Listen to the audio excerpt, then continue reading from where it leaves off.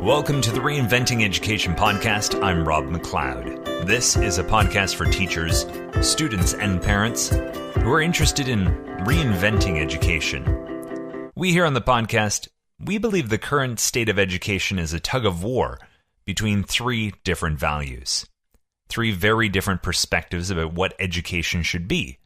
Three very different visions about how to best prepare people for the workforce, the citizenry, and a mature sense of self.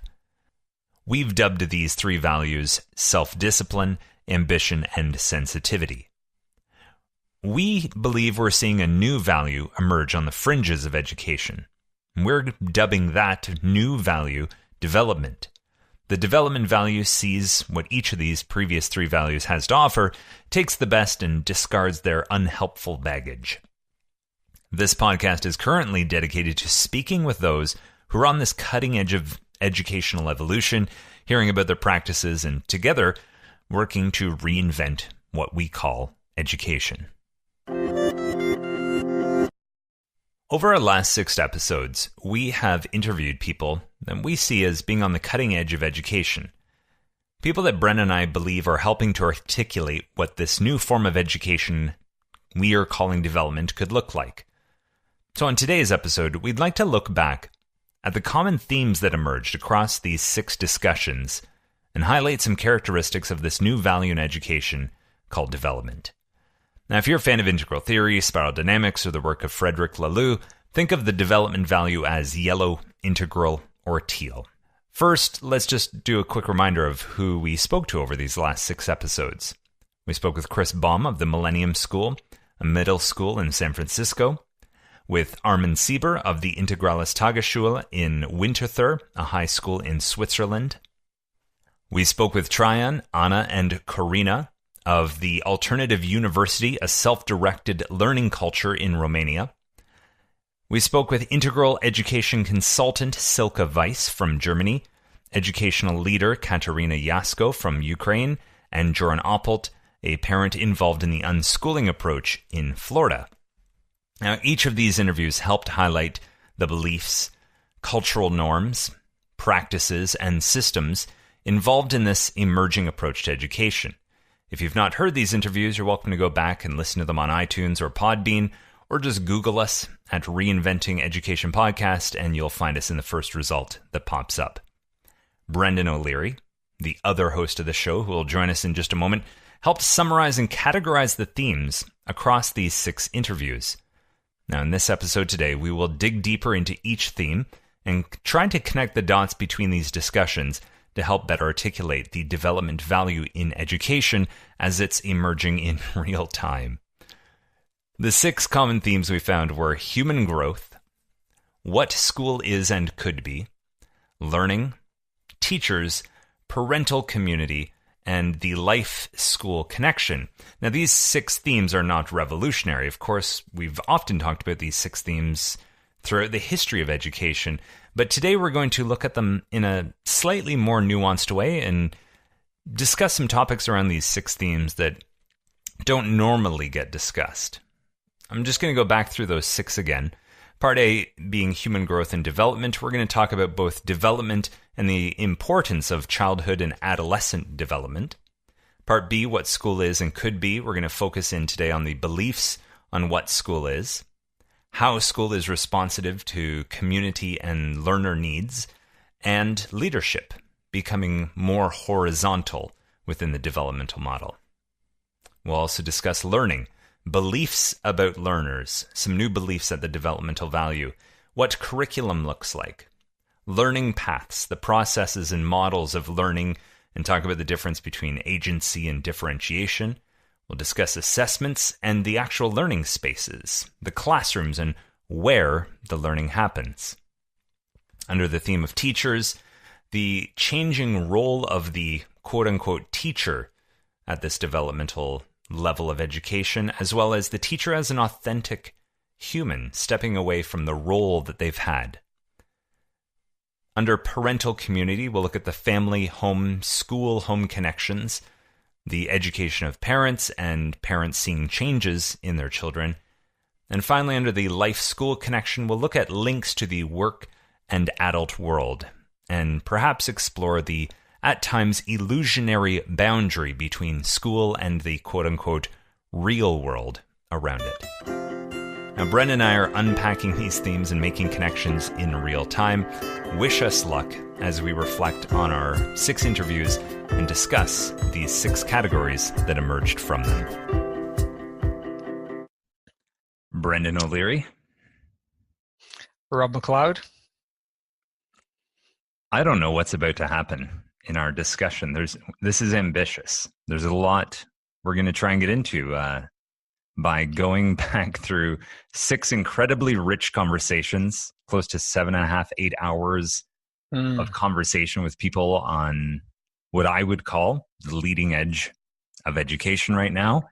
And we're going to try to connect the dots and highlight themes that came out of all of those conversations. Most of these people, 1 or 2 of them kind of know each other, but we're sort of like the 6 degrees of Kevin Bacon, where we've connected people who are essentially in a tribe or a scene, but don't necessarily know each other, talk with each other, and we're going to try and synthesize what they have in common together.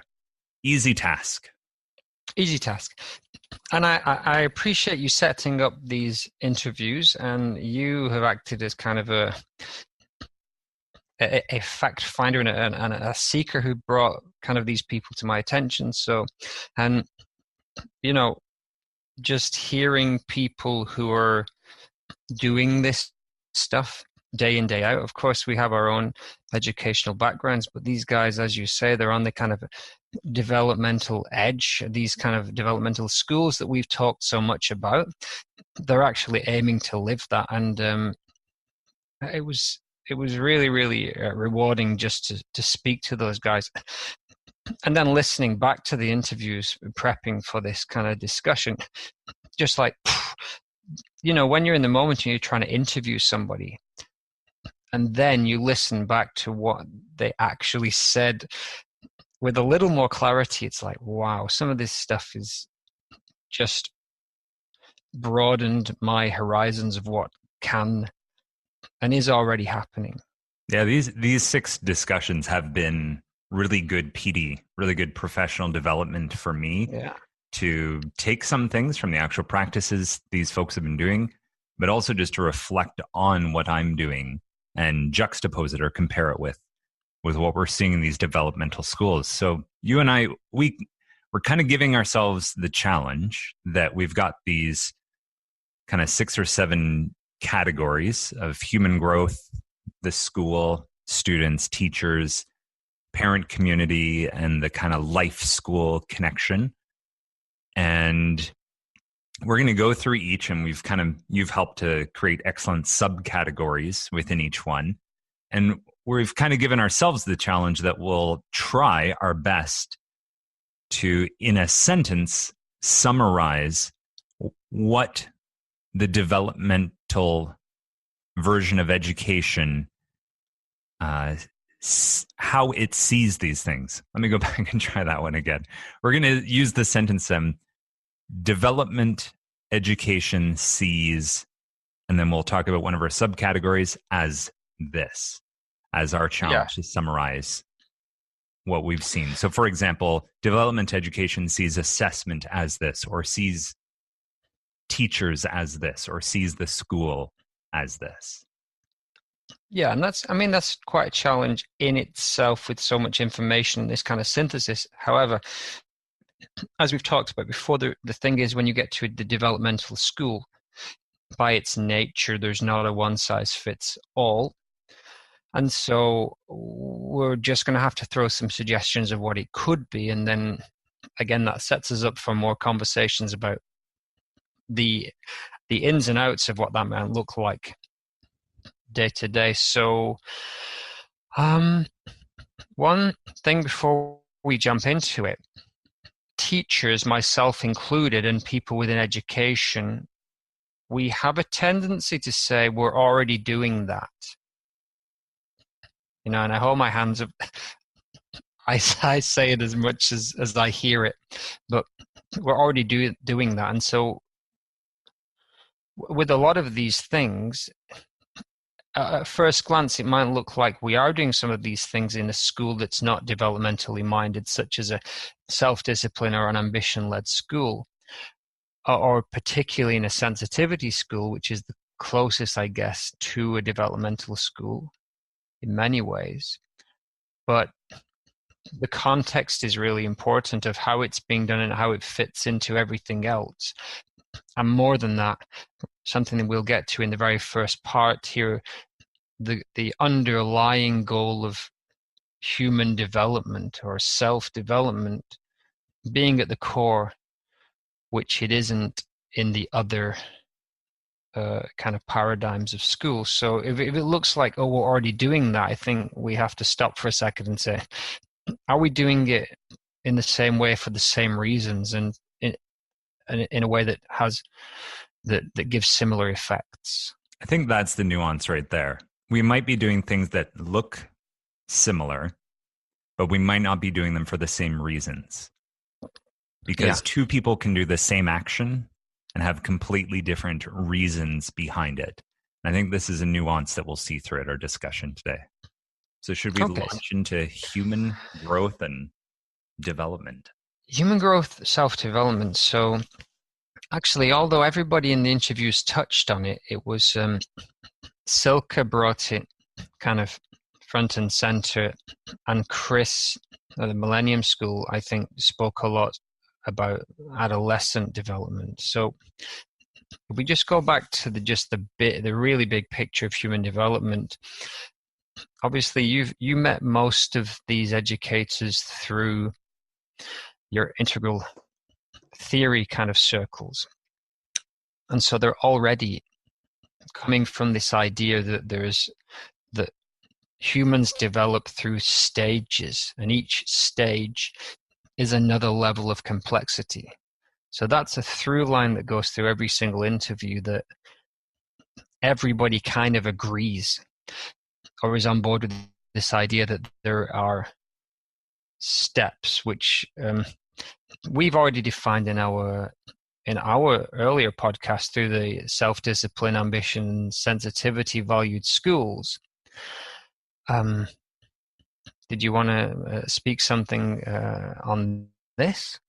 Well, this is at the core of the developmental paradigm of education, because it's literally saying, yes, there are stages of complexity in human development. And I think I don't think this is controversial when we talk about children. For example, Piaget's work, although there's some, debate over the specifics of his stuff, most people accept the idea that, oh yeah, of course a 3-year-old sees the world different than an 8-year-old versus a 15-year-old. And there are, skills of complexity that come online over time. Yeah. That seems relatively not controversial when we're discussing children. But what's often missing in our larger societal context is the idea of but once you hit 18, 20, then it levels off. And whether you're into integral theory or whether you're someone who's drawn towards a developmental mindset in education, you get drawn to, the plethora of models that are out there to talk about stages of adult development as well. And I think the developmental approaches to school say, hey, we've got these kids between, let's say, 5 to 18 or 5 to 25 potentially. Yeah. How can we ensure they're developing in a healthy manner through the stages they go through now in order to support continued development after school? And Chris Baum touched on that. He said to the effect of, if we don't get adolescence right, people can spend the rest of their life until their end of their days in their 70s, 80s, 90s, till they're 100, still operating in an adolescent stage of development. What do you mean there by an adolescent stage of development? In just in your mind there, how would you define that? Well, this is where you could jump to any specific model. So, if you're into integral theory or just human development in general, I can think of a dozen different models off the top of my head. Spiral dynamics, which we've kind of used as a developmental model to inform are stages of schooling. But there's other models like Kohlberg's stages of moral development. There's Suzanne Cook-Greuter's fantastic work. There's Terry O'Fallon in the stages model. It depends what system of measurement you want to use, what kind of ruler you want to use. But what I mean by an adolescent stage of development might be a still societal centric way of being in the world, still influenced more by your peers in society than making that break into more individualized pursuits and ways of being in the world. Think of it, I guess the way to think of it is like an operating system. iTunes gets, updated every couple of weeks so that it's a little more complex and better than it used to be. And human beings can be the same, but typically our stages of development last over a few years on average. Yeah. Our stages of development we're evolving slowly and gradually over time, digitally, unlike Apple, which is updated in an analog fashion, ironically, but step by step. But the way Chris broke it down, and I did a little bit of research based around that, and I think this is pretty, kind of standardly accepted stages of adolescent development. So the first stage that we get, the kids that we're teaching, the upper end of our primary years, they are seeking belonging. So, and that's that does kind of fit somewhat into the self-discipline kind of model, where gold stars and a pat on the head is what a lot of kind of students are kind of looking for, to be good boys and girls. And there's a lot of positives within that, but as they hit kind of middle as adolescence, your 13s, 14s, 15s, and so on, the idea then comes in that there's a pecking order a little more, and that your peers are more important than maybe your family and other people outside of that group, and you're seeking this achievement and seeking a way to impress others. And of course that matches our kind of our ambition model that we kind of talk about. And so those kids are, middle school kids essentially. And then what Chris is aiming to do as they pass through middle school, I guess, is to move them to that stage 3 of adolescence, which is the beginning of adulthood, where there's some authenticity, maybe some more conscious decision making, as in consciously knowing your values, which is something Silke kind of spent some time on, of consciously knowing your own values and making your own decisions with a meaning behind them, and less impulsivity or outwardly seeking external goals. What's really important here is, at the development stage of education, I think it's a given that you're developing your practices, you're developing your community and your systems, acknowledging that there are stages of development. And I don't think it matters what model or what measuring stick you use, but that's at the core of it. So I'd almost reverse the question and ask, what are the problems that arise when you don't have a developmental stage model in mind in schools? Mm-hmm.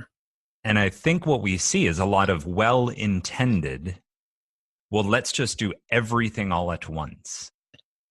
We know that at different stages, belonging to the group is important. We know that carving out your own path is important. Getting in touch with your values is important. But rather than nurture it when it's naturally coming online and fostering what's arising in that stage of development, it's kind of like we maybe press what's important to all stages of development all at once at the same time, and really try to push that belonging, that independence, that getting straight with yourself. And maybe that is still helpful, But maybe that smorgasbord and putting everything at once isn't maybe the most skillful means of how to best serve development. And just to be clear, I don't know if I can explain specifically what I mean about serve development, but I think it's kind of like be present to what is and what the needs for growth are now. Not Okay. because you need to rush someone through it, but rather to just actually be respectful and responsive to where a human is at and what their experience and what their meaning making within the world is. Okay. Let's take a minute just to look at that one, because yeah, we've dug right into the core of these developmental schools, that they work on the principle, and we'll come to this when we go to how schools are organized, developmental schools generally.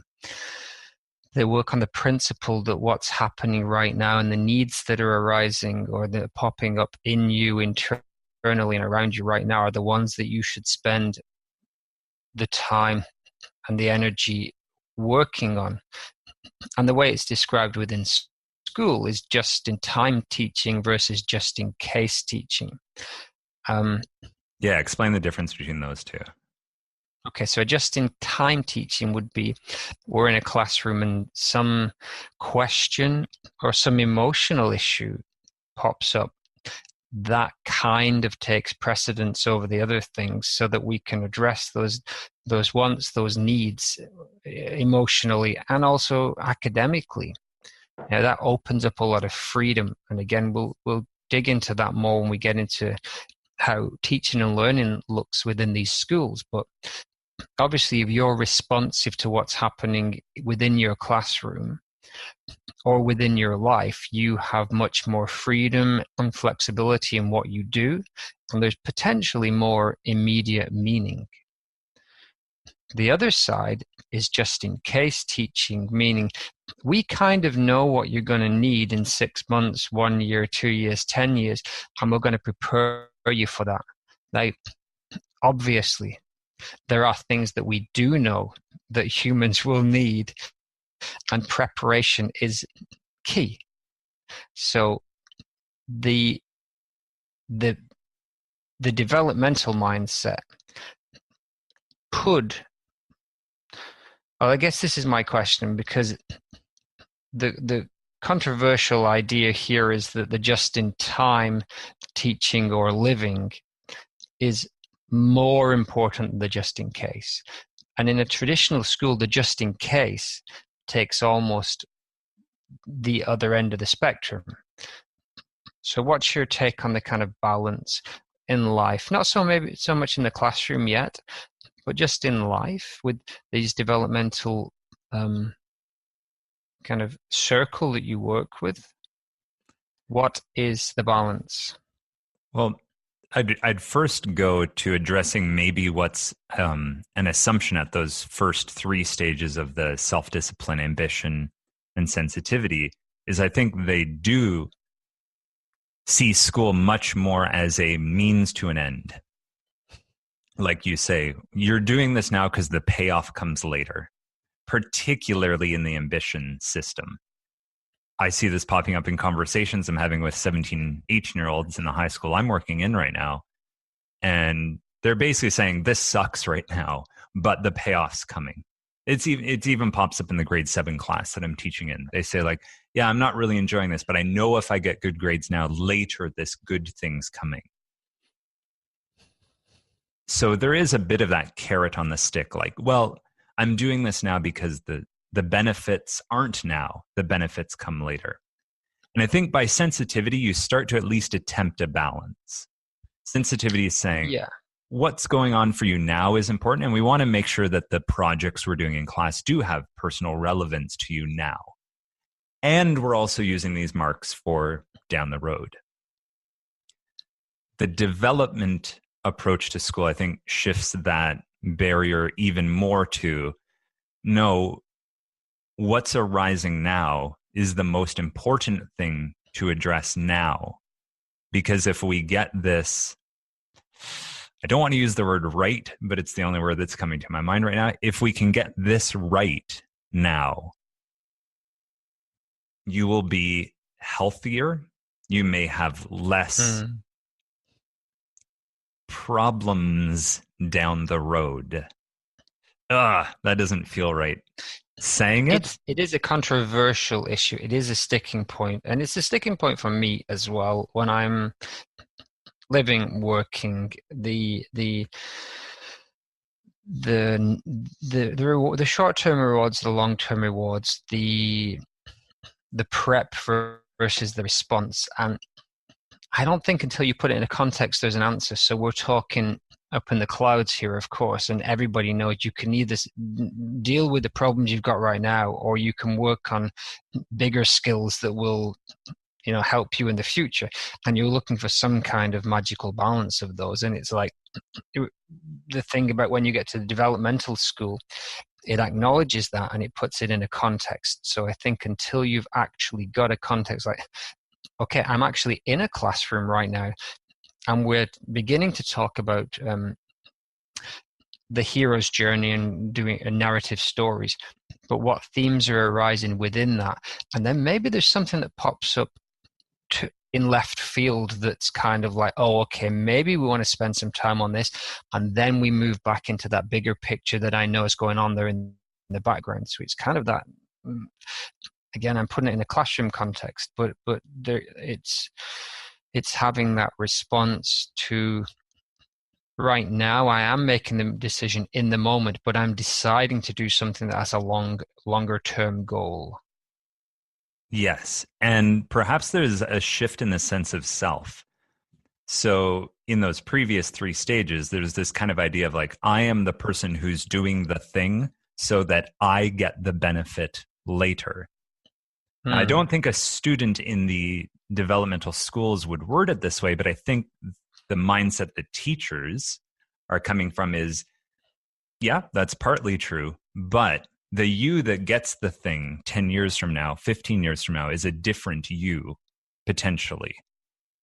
And you are actually the thing that navigates through those changes. Yes, you are you at 6 years of age right now with your set of mental and social complexities and your current ability to meaning make. But the thing that will get the job in 20 years from now isn't this. It will be a different complex constellation of things. And what is the constant from 6 to 25 to any age arbitrarily is the thing that navigates those transformations over time. Whoa, that's... Yeah, that's a lot. I mean, it's like, hey, let's start off with the easy one. Human development, the very core of everything that we do. All right. So, but hold on, I think there is the desire to like laugh that off, and I even wanted to make a joke. No, Like, I'm not laughing. I'm good. This is just water I'm drinking right now. Yeah. But I think this is why this topic continuously is so juicy to me, because anytime we talk about school, it's the embodied answer to how should a human being live. This is like, we don't talk about school on this level, but this is the thing, is we're saying, how should a child spend a large portion of their life from ages 4 through 18? This is how we think they should spend their time. And during that, we are training them to take on these values, this sense of self. So our kind of three go-to topics of like, we're getting you ready for the next stage of school or for the job market. We're getting you ready and customed into our culture, and we're sort of establishing the sense of self-development that we want to see present in the world. Our school is literally our social cultural incubator. This is the thing that's answering a huge part of the question of how should a human be in the world. But And I think, go ahead. okay. The very that mindset that you clearly share with the people we interviewed is the kind of core of this. That's why I said at the beginning, you might say, "Oh, we're doing this already," but if it's not being done with that mindset, which is why I'm getting to the point where I think we should now try and do our first summing up of this section so we can move on. And I think the attempt now is to, in a sentence or two, summarize what we've said in the context of developmental schools. And hopefully that'll bring some clarity to the fact that it's only by operating in that mindset that all the parts of school begin to do what you want them to do and do things in a different way than the sensitivity school and so on. That's not my summary. That's the setup for the summary. Right, Rob, go for it. Summarize that. Summarize what we've just said. A developmental school looks at human development as the lens through which our practices, cultures, and systems are influenced or shaped. The developmental school system sees stages of human development as a given and therefore uses them as a cornerstone for informing the practices that answer our question, how should a human being live? Okay, yeah. I'll take up that. I'll take up that gambit. Okay, so the practitioners of developmental schools, in and around developmental schools, operate from a mindset operate from a mindset that there are stages of development within humans, and by having a clear view of what those stages look like, you can organize an institution and a set of practices to put those to nurture and guide students through those steps.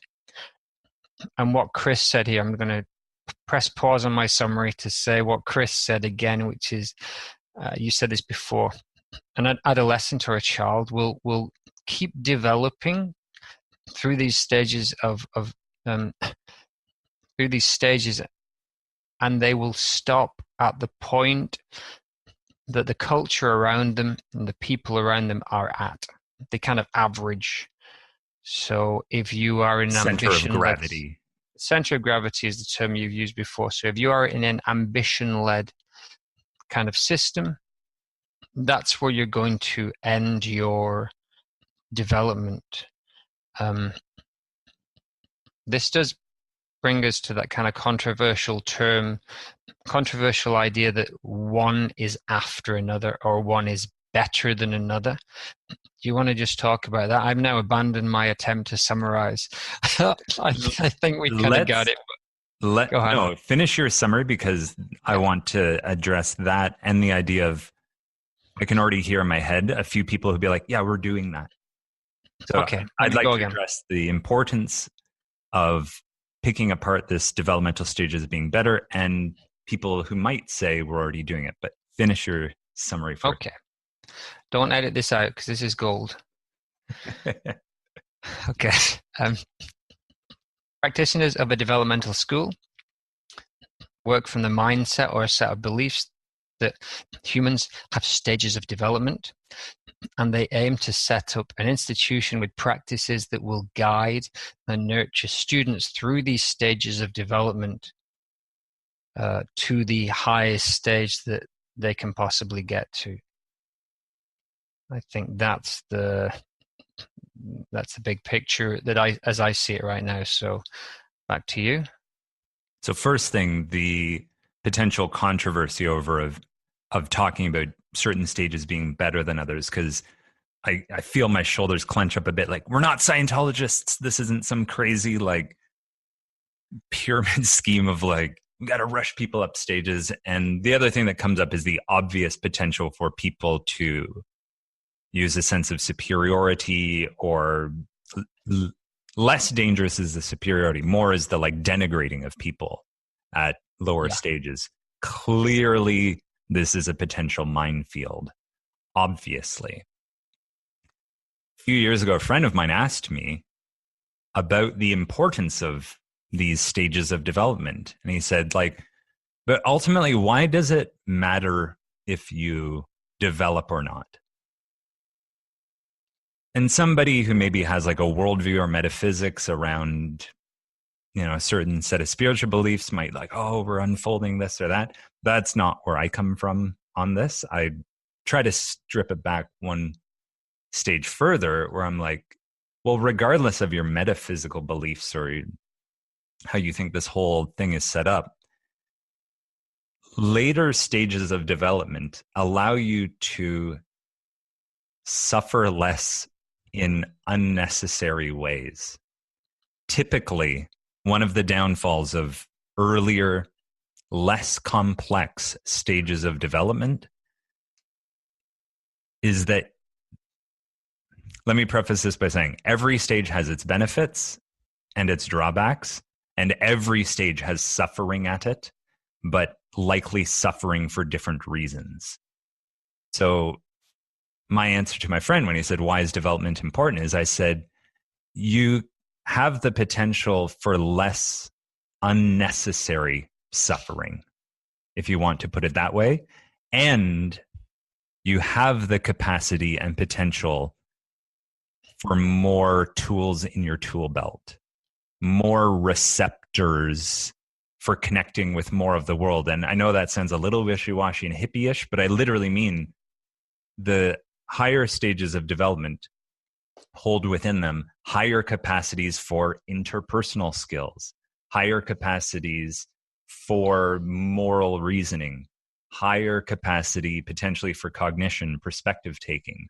And those kinds of skills sound like a much better fit to the complexity of our modern world than a simpler, more black and white, more binary, shorter range of skills that some of the earlier stages. For example, rather than being abstract about it, do you want a 13-year-old running the country, a 25-year-old, or a 50-year-old?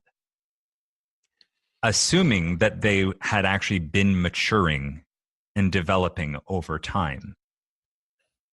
There is that like little bit of rebellious part of me. It's like, yeah, screw the old people. You don't want the old guy. You want someone younger, but you want someone who is more complex, having more responsibility, I guess is the way to think of it. And being on this planet, if you're living in an impactful way, requires responsibility. And somebody who has more well-developed tools is more adequate for that job, perhaps. So that's addressing my attempt to address why higher stages are more desirable. Does that mean there's a target where it's like everyone has to hit this? Not necessarily, but I think schools need to address how we hinder development and how can we maximize our ability to foster what is a biological capacity within us to develop. Well, two things there, and I generally, I'm on board with pretty much everything you've said, and we've had those conversations before, but the first kind of thing is having a higher stage of development will only bring you less suffering if you're in a place where the average level of development is similar. Would you agree with that? Yeah, so I used that line a few minutes ago of center of gravity. And the idea is if you're below that center of gravity, you receive the benefits of that system, that culture, that structure around you that will pull you up to that stage of development. So, for example, if you're in a country that has laws and a social order, if you're not acting in accordance with that, that society, through social pressure, through legal pressure, will put the pressure on you to develop up to that level of, hey, we have laws in this country, which is essentially every country in the world now. But, there was a time where that wasn't the case. However, once you start to go above that center of gravity, you start to feel that gravity pull you back down as well. Mm. And I think as teachers, we can see this, where if you're a teacher in a very ambition-centered school and you start trying to implement more of a sensitivity approach, each of these value systems or stages almost have their own immune system. And it will be skeptical of you bringing in that next stage of sensitivity and go, okay, I'm willing to take this on board if it better serves our achievement objectives. But as soon as you're bringing something that's not actually serving achievement and is serving something else, we don't have place for you, and we're going to use that same social pressure, systems, norms, procedures to bring you back down to the ambition stage. And this is a really important point, because when we say that you will stop developing at the level that people are around you, that is not necessarily a bad thing in the short term. But ideally, what you would look for a context or a place where you can develop. If you think the place around you is not going to develop you, or the school you're in, and some parents make these conscious decisions, and we'll get to Joran, of course, this one, that example jumps out, but this school is not serving my needs developmentally. This institution, this place, this country, this city. And that's the classic tale of finding yourself, finding a new place, and finding a new context. And we now, both of us, are in a very different context than we were a year ago. And we won't get too much into the details of that now, but that has highlighted this. So going into those new contexts, our development mindset has, or our aim to be developmentally minded, has brought us new challenges, because the context we've stepped into maybe aren't necessarily at that same kind of place. They aren't at that same place. And so, yeah, I'm rambling a little bit. We're feeling that center of gravity trying to bring us back more into what the context is.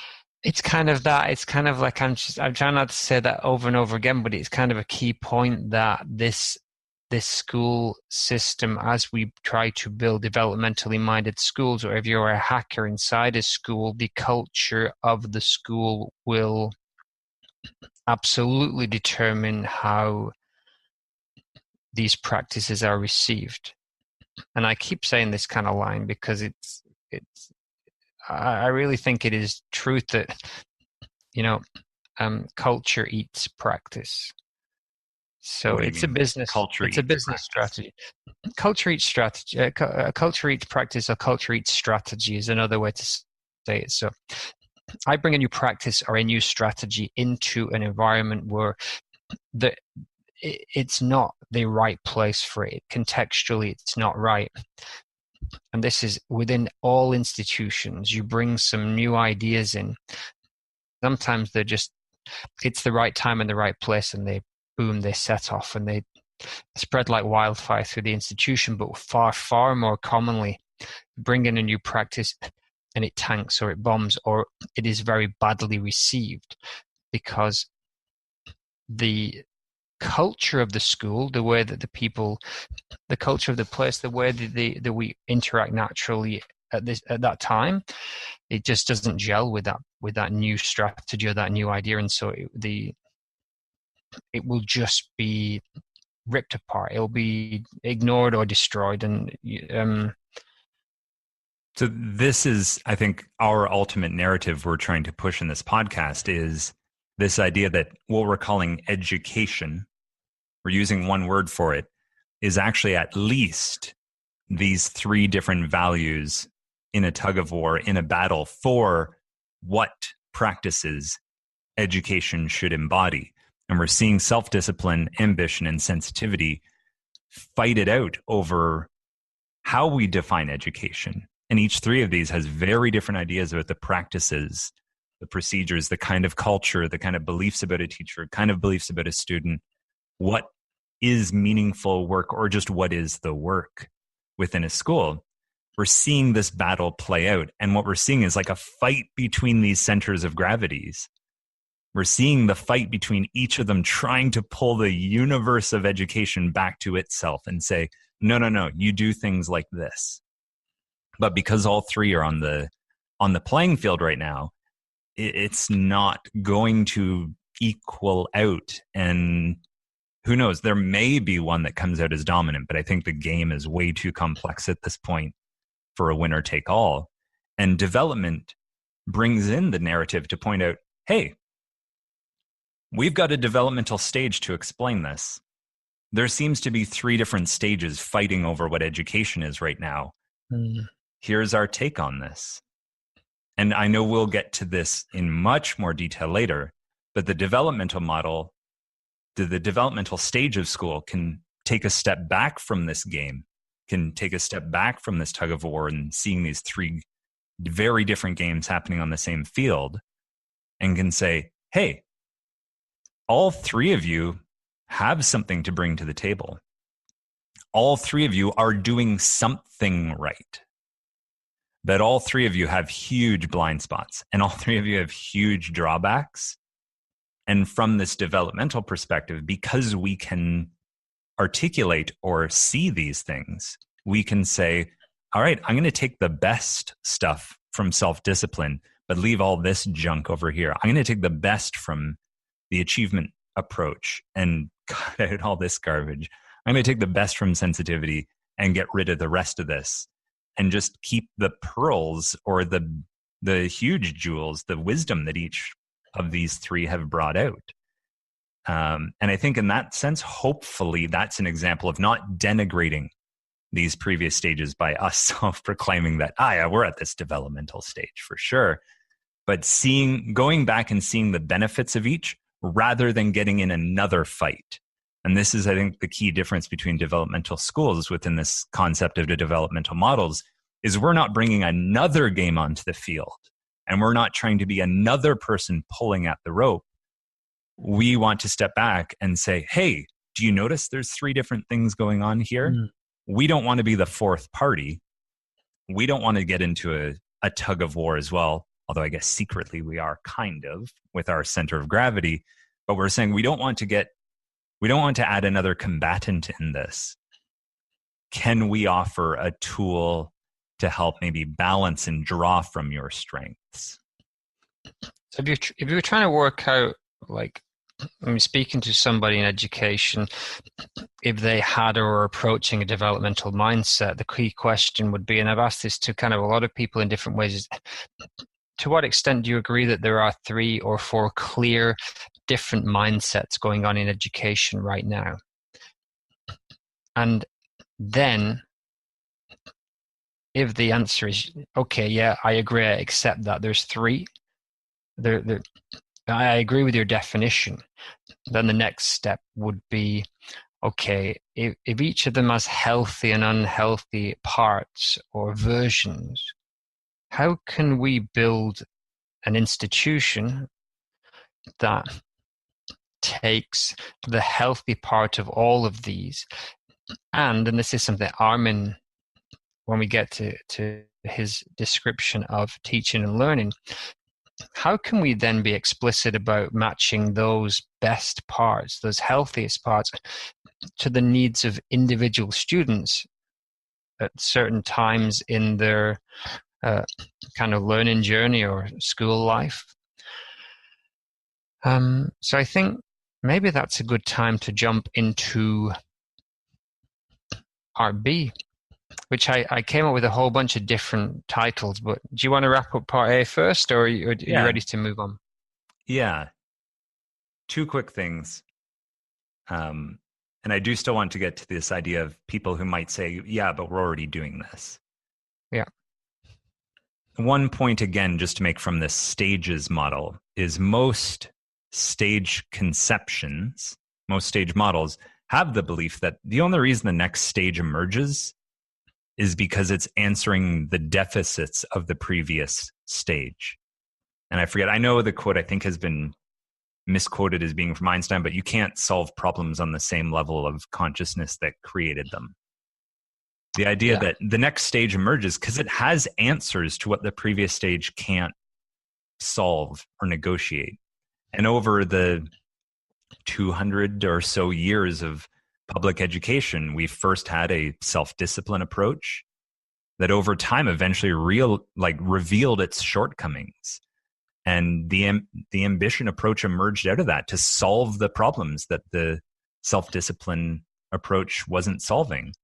And now, such as a lack of freedom and flexibility, and that offered and merit, the acknowledgement of merit, the acknowledgement of a meritocracy, or you can be better than somebody else, or even better than yourself. The idea of a truth that maybe lies outside what is accepted from authority from the king. So sure. Yeah.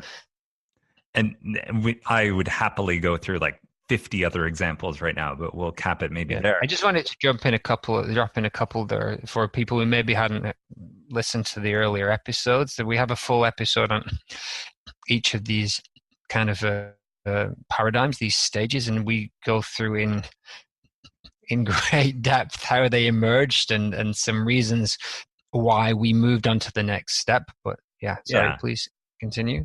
And then basically ambition, eventually this mark-centric, achievement-centric,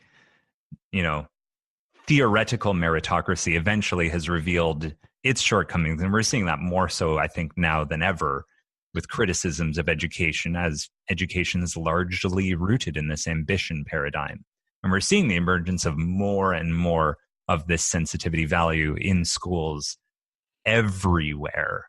It started in a few key places, but sensitivity is trickling through the entire system because it's solving the problems that ambition stage couldn't solve. Key points in sensitivity schools are things such as differentiation, inclusion, and this solved the earlier problem of everybody takes the same test, everybody has the same curriculum, and so we're kind of trying to work our way through that, and also an ambition-based system that only measures things that are easy to measure. And I think then we moved to the sensitivity system. It was like, well, there's so many things that are much harder to measure, and then I guess what we'll say is one of our criticisms of the sensitivity system was that there's so much more we can measure, but we kind of don't really want to measure things because measuring is what the ambition guys did, and we're kicking back against them. And so there's these kind of feedback loops as well, and so it gets pretty complicated. But yeah, my main point here is that each stage that comes next attempts to answer some questions and problems that the previous stage couldn't. And I think we are saying that this developmental stage of educational development is now solving the problems that sensitivity has brought to the table, new problems that weren't there previously. Sensitivity has brought forth problems that were not present in education 50 years ago, 200 years ago. Or you could say they were problems, but we weren't articulating them as problems. So they weren't on the radar of problems. They weren't on the radar. They weren't on the radar. So as you solve some problems, and a lot of these kind of problems are us chipping away at this idea of, I guess, the idea of moving up Maslow's hierarchy towards self-actualization. And so there was very little in the blue self-discipline paradigm. And as we moved into the ambition, that idea of self-actualization, of being more, being individually driven and flourishing, became slightly more key. And then they loosened up again with the sensitivity paradigm, and then development puts it front and center. It says, actually, no, this is the key. This is the core. This is why we would do any of this. Yeah, school and wider life. Yeah. So for people who might say, yeah, but I'm imagining one or two folks from back in Canada saying like, yeah, but our school's already set up this way. We do a lot of play-based stuff in kindergarten, a lot of hands-on stuff in primary. And then we switch them over to the more abstract because the brain's ready for more abstract, grade 6, grade All 7. true, yeah. When you hit All true 12, stuff. 13, which objectively is true. Mm-hmm. But I would argue that, okay, we go from play-based to hands-on stuff to 30 kids now back at their desks again, spending the majority of their time listening to a lecture and taking notes for the next 10 years. Is that it is true that reflects the coming online of abstract thinking and potentially less needs for hands-on education. But is that actually a setup to best serve that stage of development? Is magically putting everyone at desks and reverting back to kind of handouts, is that actually what's serving that abstract thinking as it comes online? And my obvious answer is no. Yeah. But I think that it's only a developmental mindset that would start asking the questions of, are we really developing students to reach their potentials in all ways? That question has just never been asked before. And I actually think that schools are set up like that for a totally different reason. I just think you can't make a 3-year-old sit down and write. And it's very hard to make a 6-year-old do it. It's easier at 9. It's much easier at 15. And I think it's as simple as that. I think it was just, how quickly can we get them sat at their desk writing? And it's like, it's just too hard with the little ones.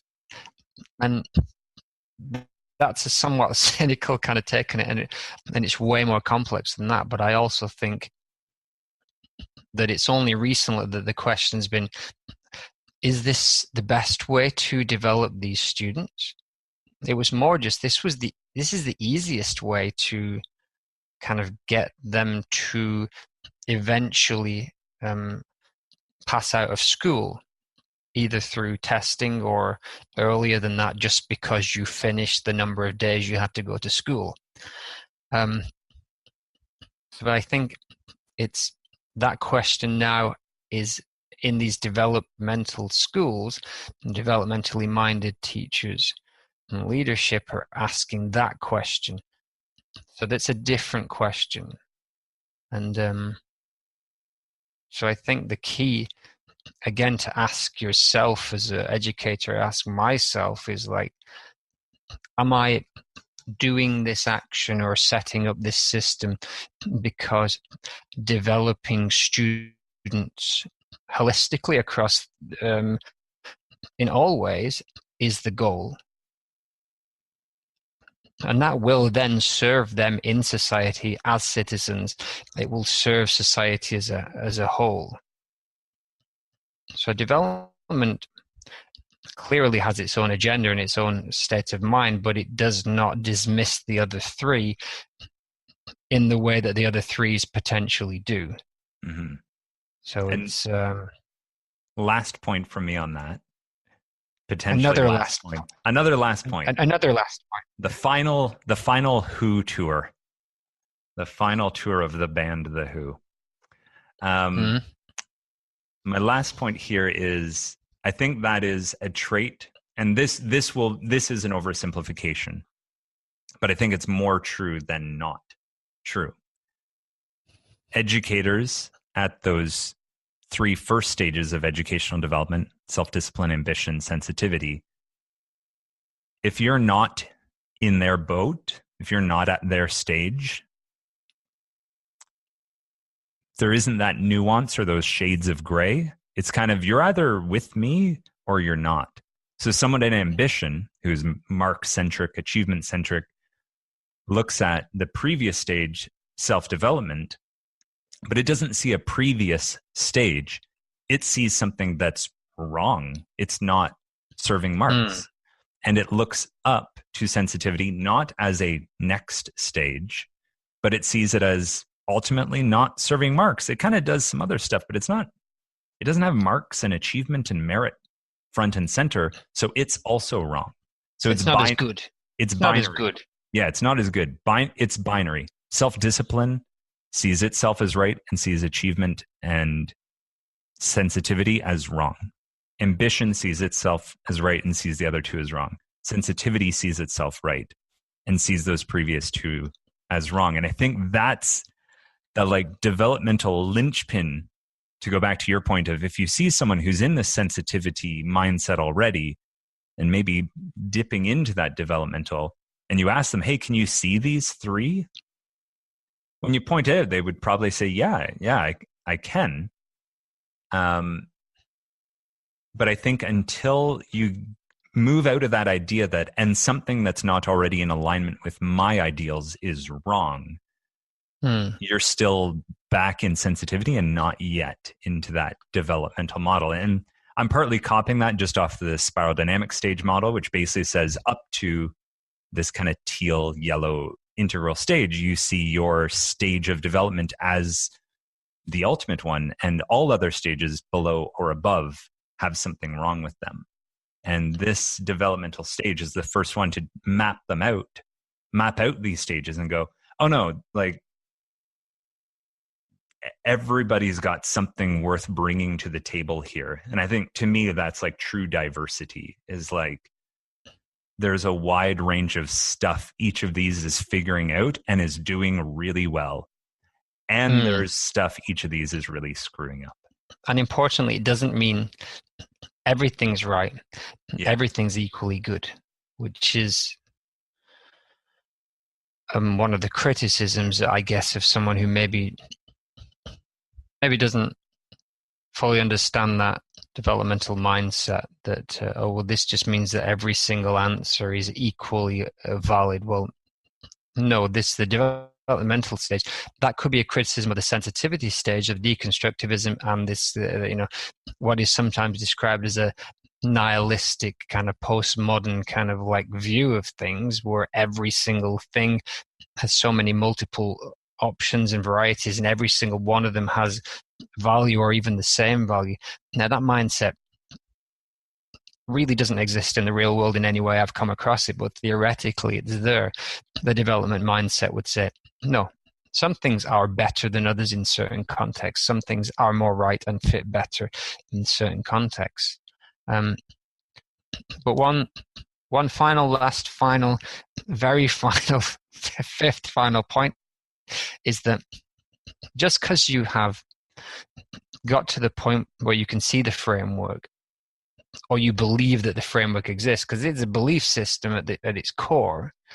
It's a belief system. I might also just use the word tool. Like, this is a helpful tool to process what's going on around you. You still have your habits. So this is being conscious of the different paradigms and how they're working out in front of you, and what's healthy and unhealthy as a response, and moving away from your habits and your instant responses that could be less healthy is still a challenge. So I can see the framework. That doesn't mean every single thing I say and do is the healthiest thing I could do in that moment. By no means. I don't know what the healthiest thing is. And even if I did, maybe I'm not doing it right now for whatever reason. Haven't had enough coffee, or I'm just a dick generally. Who knows? Yeah, seeing a map isn't the same as being a master of the territory within the map. I think what we're presenting is a map.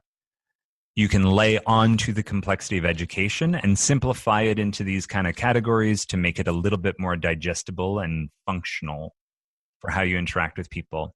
And as the closing note on your encore of this final tour, I would just cap off what you're saying by bringing the heart into this of like, if you do use this map, it can really build up a lot more empathy and compassion and just shared understanding by like seeing like, okay, we're not on the same stage, perhaps. We might have different values, and there are things we will definitely disagree on about approaches and practices in education. But I don't have to see you as wrong now.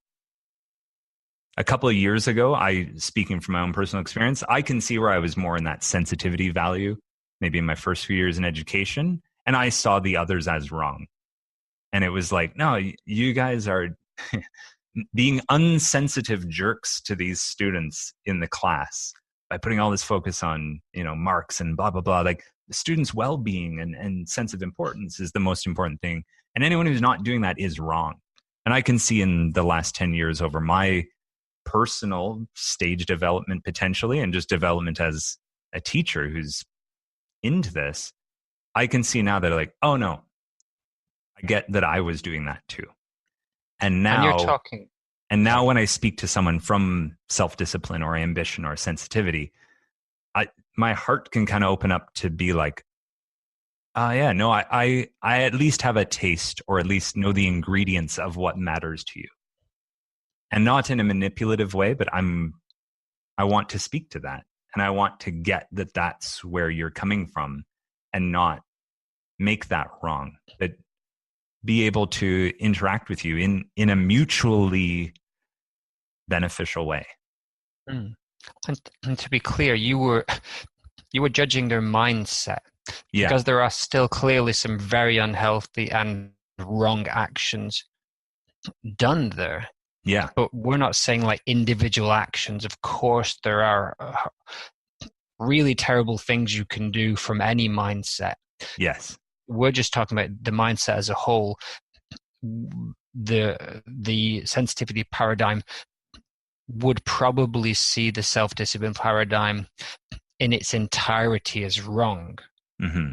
Whereas the developmental mindset would say, no, there are benefits to each of these mindsets. Yet, if you do this horrific action, no matter what your mindset is, it's a horrible, unhealthy action. Thanks for that nuance. Yeah. That level, yeah. Okay, so that was a nice big long chat there, Rob, because that's probably the first time we've really just moved away from schools generally and just gone, well, hold on, what's this thing about?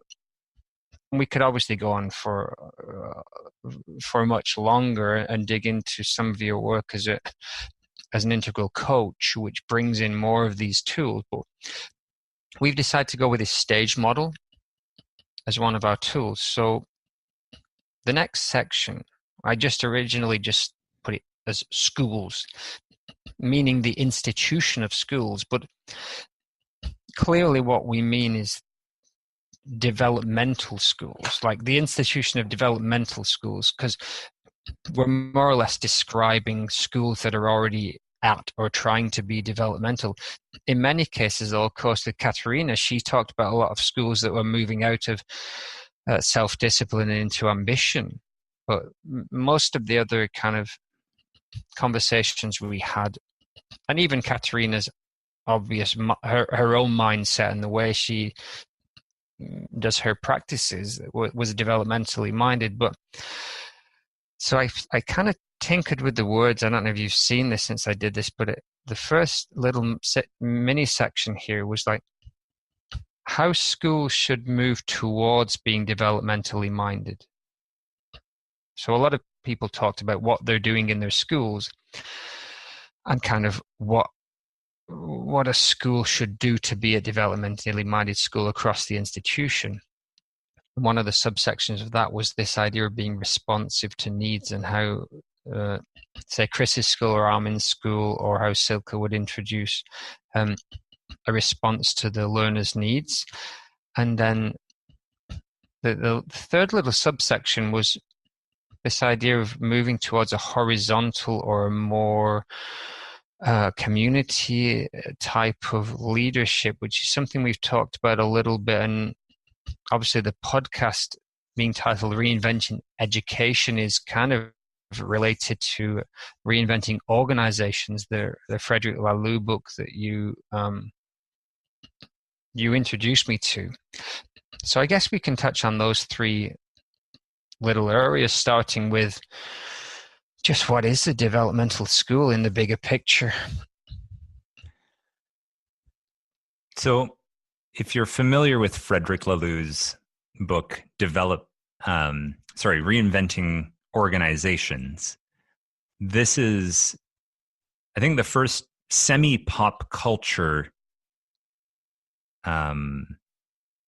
reference to this idea of the development value, integral thinking, developmental education. And the idea is that organizations themselves can kind of operate from the same 3 or 4 stages that we're kind of using to look at education through. So you can have a very self-discipline, or if you're into spiral dynamics, blue, if you're into Frederick Laloux's Reinventing Organizations, amber organization. And that affects every aspect of what you do. It affects how the systems are set up. It affects the kind of social norms that are there. It affects the practices, and it affects the individual personal beliefs of the individuals within that organization. And to go back to what we were talking about earlier in our talk, the center of gravity of a culture and of an organization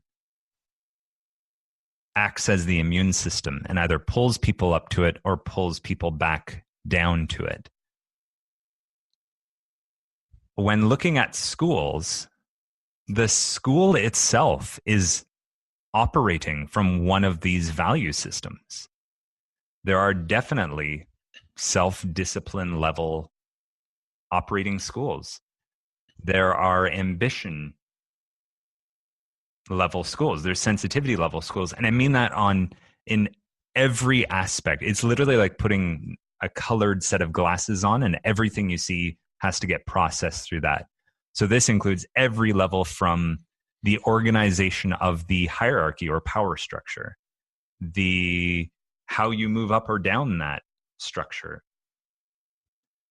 how we look at assessment, how we look at what the roles and responsibilities of a student are, what the roles and responsibilities of a teacher is, what the roles and responsibilities of administration are. I think both you and I now have had experience in working in schools that have at least been in these first 2 stages of the self-discipline or ambition schools. And even as a teacher, you have very different experiences as a teacher functioning in these systems. It's like entering a completely different universe. It's not the same. It's not just school. Everything about it is different on every level. And this continues up to this idea of a developmental school. Because the actual school as an institution itself will have its own unique set of systems, of procedures, protocols, behaviors, practices, of cultural norms that wouldn't be present at the previous ones, or if they are present for a different reason, and beliefs. Let me go back and say that for all of those parts. In a developmental school, you will see practices that may have existed at previous stages, but they're happening for different reasons. And you're going to see new systems, practices, cultural norms, beliefs that haven't been reflected in those previous stages. Yeah. And of course, we have our episodes in the first kind of season where we plotted out what those schools would look like. But looking just at the structure of the school and the underlying beliefs of this school as an institution, I guess one of the lines that Chris said about the Millennium School was they design, and people may not like this language because I'm not sure if I was on board 100% with this term, but I know what he means, and I think it's the best term for it. But school is a container for students that is not restrictive. They can figure out more of who they are. So that's their kind of starting point, or their part of their mission, I guess. But this idea of a container of students, not meaning to contain so much, but of course they have to be there on some level. But this idea of a space, a sandbox, a place that is not restrictive, and you can figure out more about who you are. Now, that sentence is just developmental mindset with the word school in it. And so it's kind of like, the question is, how much would a person agree with that? And I think that would be a good indicator as to where you were in relation to developmental schools. So if you hear that sentence and you're like, whoa, what the hell does that mean? Where are they going to get their test scores from, or whatever? Or how are we going to make sure A, B, or C happens? It's like, I think that's more kind of like a litmus test almost for how you would go into these schools. I feel my own like frustration of trying to like articulate some of the specifics of like what this looks like in our kind of three categories of, you know, how should a school move towards being a developmental centered institution? You know, what about the community, the learner's needs? What's the organizational leadership structure like? I think, again, there's this shift from those first three stages. And then once you enter this developmental stage, there's like a new game that starts. And I think the difference is at the previous three stages, again, this is an oversimplification, but I think it's more true than incorrect. Those first three kind of have a one-size-fits-all model for how you do this. Self-discipline rolled itself out all across Prussia, and then essentially the world literally following like the same timetables, subjects, curriculum, resources. Very few moving parts. Very few moving parts within that. Very few moving parts. And you took this template, you used it in Prussia. It found its way to Britain. It found its way to Asia. It found its way to America. It was pretty much essentially the same thing all over the entire world. Obviously with some differences, but the fundamental pieces or like software were the same everywhere it went. The ambition model, of course, schools worldwide at the ambition model have their own approach to how you get the best test results. But ultimately what they share in common is whatever we're doing in here serves, in theory, serves marks, serves the finding and establishing and awarding of merit, feedback, all these kinds of things. Where it doesn't is when you start to see parts of the sensitivity emerge. So a person who takes some umbrage with that statement, if you look at the parts of your school that doesn't serve the tests or the academic steps towards the next certificate or goal, those may just be the parts of your school that are starting to develop sensitivity elements. Certainly. And at that ambition stage, this is where you see programs emerge. Whereas at self-discipline, you kind of had one-size-fits-all schooling that works for everybody. All of a sudden, ambition, you do have a diversity and things look different, but you have the programs that spread out. Here's our program for how to most effectively teach math. Here is our program for how to most effectively teach phonics. Here's our program. And like subjects can get broken down into parts already where we say, no, we've got a different program for spelling and a different program for reading and a program for writing. And it's the programs that kind of go viral and spread in theory based on which one has the best merits and which ones get the best results for schools. Yet there's still an element of one size fits all, kind of saying it doesn't really matter who your kids are. It doesn't really matter where you are. You do this program in Hong Kong or Belgium or rural Canada, and you're going to get these results independent of who the kids are. Well, to the extent that the story that keeps popping up in British schools is going to Singapore or to China to see what they're doing, because PISA, the worldwide kind of the only kind of institution right now that is collecting data worldwide on students, is showing certain countries, so Finland and parts of China, basically only the big cities, but and Singapore. And it's like, the question is, what can we do that they are doing to get better scores? And they don't work invariably because of context, but the aim is, if we take their program and put it here, we will get better scores. And the underlying thing being that better scores are the Is the best ultimate thing end. we can have. It's the ultimate goal. Yeah, it's the Yeah. yeah. And yeah, there's a desire for things to be replicable at that ambition stage. And you see entire programs, like you can bring in the Cambridge curriculum. Even if your school is not in England, you know, your school can implement an entire curriculum or whatever that has been proven to best set up your kids for later stages of schooling and the job market, and Cambridge exams or Oxford exams or any other exams that will be great for your child when they're applying to university or something like that. And there's this idea that it's one size fits all, but on the program level at ambition.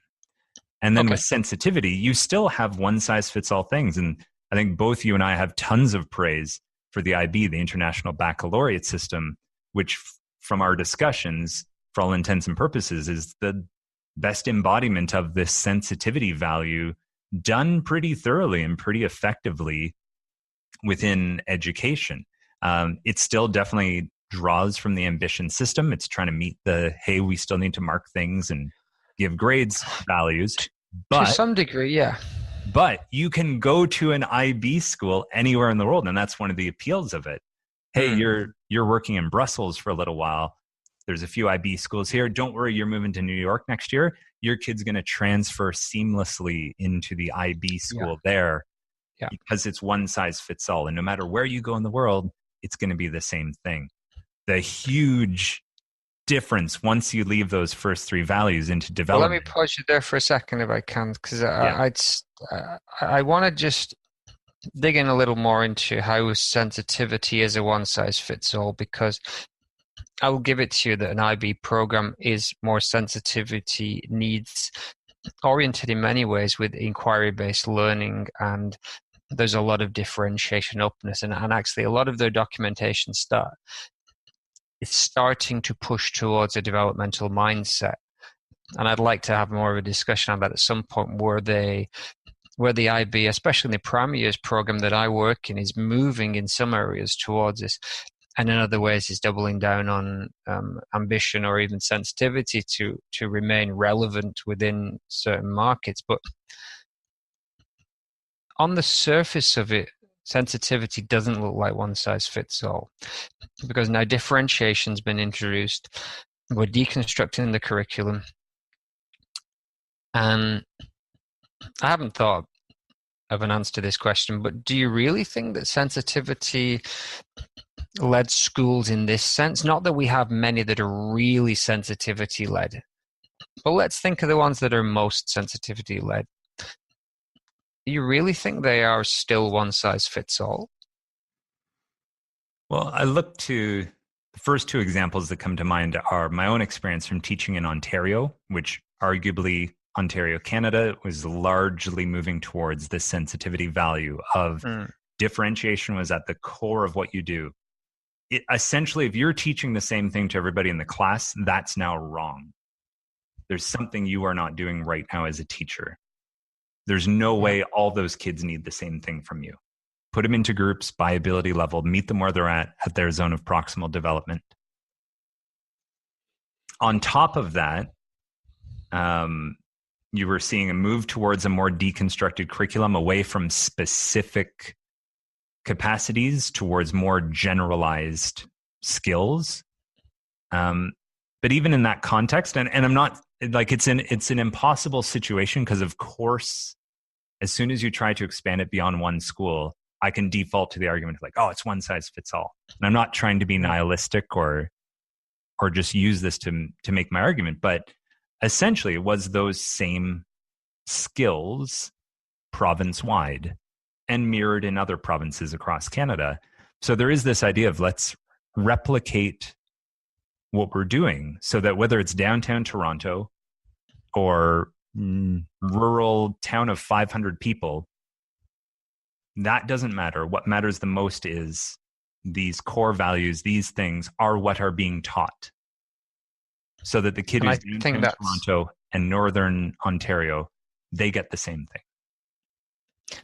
to some degree, but I think it was Armin who kind of, in the way they differentiate in their school, kind of made this a little more clear for me. And I do agree on some extent that sensitivity is still a one size fits all, because here's what he said.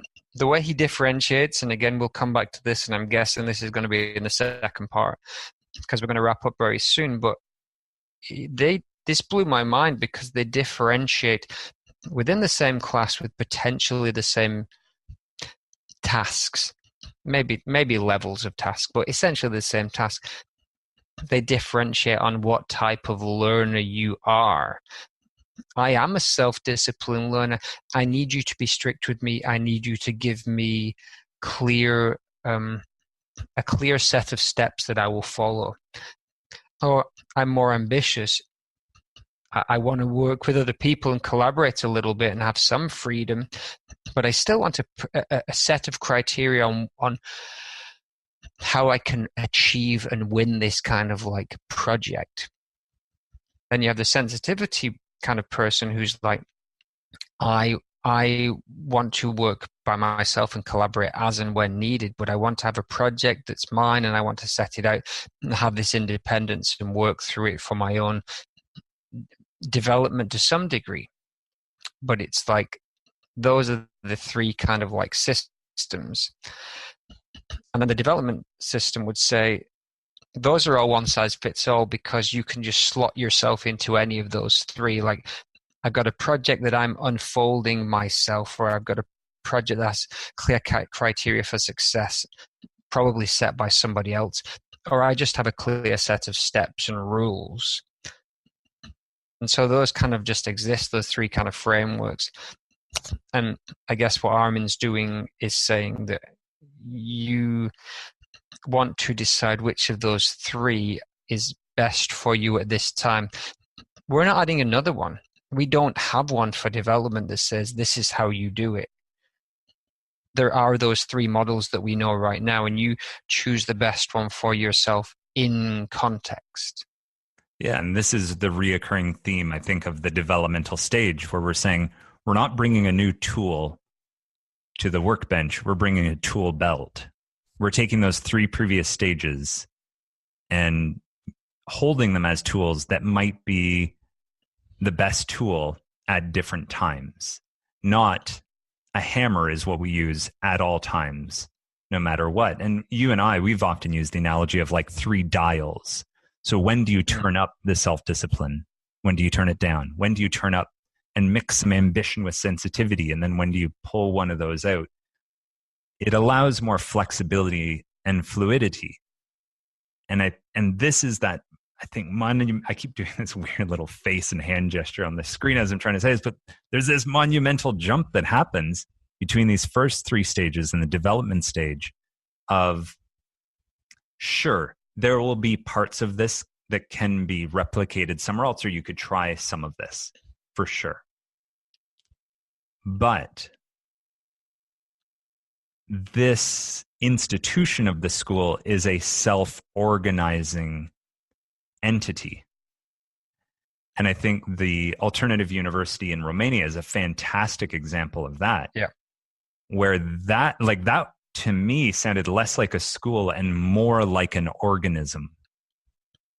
It had living, breathing, evolving parts essentially of, over the years, your role in the school actually shifts from that of kind of student receiving some input and receiving support, but the longer you're in it, you shift into the role of leadership and then being the one providing that support, guidance, and promotion of inquiry with the next people. And that's that structure is completely different than a sensitivity, ambition, or self-discipline structure. So it has its own unique structure, but what they're doing in Romania isn't what would work in San Francisco or Japan. It might, but it's saying, hey, there are maybe a few principles of how to organize your system or structure, but not the specifics of how you organize the structure itself. What I would say there is, this is probably a good time to leave it, because in the next kind of talk, we then can get into what these schools are doing, such as the structure of the Romanian system and its benefits, and potentially how it supports in a different way. And so I think that in itself, comparing how the Millennium School and the Integral Tagesschule and the Romanian Alternative university organizes and structures themselves, and they all touched on this idea of horizontal or passing over leadership to staff and to students, and the pitfalls and the challenges and the successes in doing that. And it's a big discussion, and I think if we wrap this up now and we get into that in the next one, I think that would be a really interesting place to start. Yeah. Can we do our sentences for these three things in closing here? So about the beliefs on how schools should move towards being a developmental centered institution. So development schools believe you move towards being a developmental centered institution by...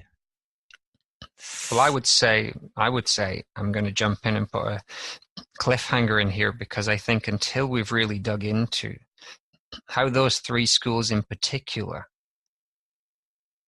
organize themselves, I would say I'm not ready to sum that up yet. I think that the institutional organization, I think we've got a nice meaty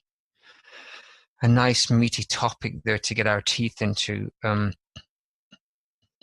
mean, we've obviously listened to the interviews, and I've got some idea, and I could give a sentence, and I'm sure our sentences would be decent, but I'm gonna suggest we hang on to those sentences until we've had more of a discussion on how those schools are currently doing it. And comparing them side by side. And comparing them and talking about the challenges and successes that they raised themselves, because, especially the guys at the Romanian university, they give some really good examples of what worked and changes they needed to make to kind of foster this horizontal organizational system. What a great trump card, Brendan, to say, I want to go more into depth. I don't want to do my homework. Let's get out of doing the work now. Great trump card. I like it. That's right. All right, wisdom man. So where do we go? Shall we? So I say we say our goodbyes, and that's it. Last episode. We never come back. Leave them hanging. Leave those people hanging. Infinite cliffhanger. We come back in a week or so, and we pick up with this institutional development, and then we dig back further into those other sections of teaching and learning in the wider community. And I think that discussion today was really important to set up a lot of context, because that human development, the idea of the stage model of human development being at the very core, is something that's been running through all of the episodes so far, and I don't think we've addressed it directly yet. So obviously we repeated a few things that people will have got if they've listened to all the earlier episodes, but I think there's a lot of stuff there that we tied together that we haven't said before. Mm-hmm. So for me, I think it was... Yeah, and I think this is the piece that we've needed to bring into our story of fleshing out to some degree, more specifically what we mean by development, and talking about how that idea influences what a school is. So our next discussion can get more down to those nuts and bolts of, here are examples of that developmental value embodied in schools. And when it is, here's what those practices look like. Here's what those communities are like. Here's what the systems look like. And here's how they're different than the three previous stages. And where they are similar, here's why they're doing those things. But here's how they're being done differently, because there's a different intention behind them. Rock on. Brennan O'Leary, thank you. Thanks very much, Rob. If this episode of Reinventing Education was insightful or useful to you, feel free to reach out and connect to us on social media. We'd enjoy having your perspective. Join the conversation about what reinventing education might look like. Feel free to find us on our Facebook page, Reinventing Education Podcast, and join the discussions there. From Brendan and myself, thanks for joining us.